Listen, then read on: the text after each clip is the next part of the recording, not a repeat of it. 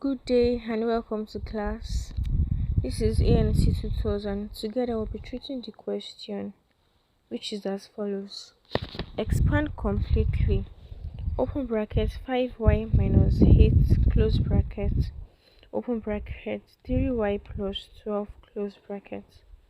Okay, so we have to write the question again for better clarity. And then we start to solve by expanding first. Alright, so in this kind of situation we have the first bracket and we have the second bracket, and in each of these brackets we have two terms.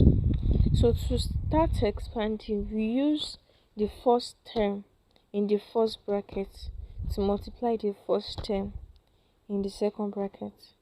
We then use the first term in the first bracket to multiply the second term in the second bracket, and then we move on to use the second term in the first bracket to multiply the first term in the second bracket, and lastly we use the second term in the first bracket to multiply the second term in the second bracket. So it's just like marrying each term to one another just once.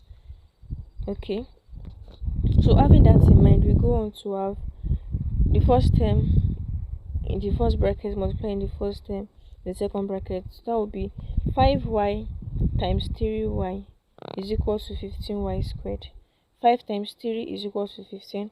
Y times y is equal to y squared. So 5y times 3y will be equal to what? 15y squared plus 5y times 12 is equal to 60y, because 5 times 12 is equal to 60 and y is just there, so that will give us plus 60y.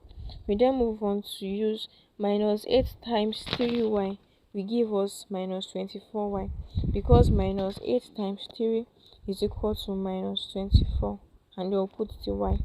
And lastly, minus 8 times plus 12 will give us minus 96. Minus times plus is equal to minus, so that's where we got the minus from, and 8 times 12 is equal to 96. Alright, so we've expanded. Then there will be a need for simplification, that is collecting the like terms together. And it's very important to know that y squared and y, they are not like terms, because y is just standing alone, whereas y squared is a y that has carried the power of 2. So we cannot add y square and y together. We can just add y squares together, and we can add or subtract y's together. Okay, so we have 60y minus 24y, which is the same thing as what? 36y. So we'll just use 36 to replace those two to give us 15y squared plus 36y minus 96, which is our final answer.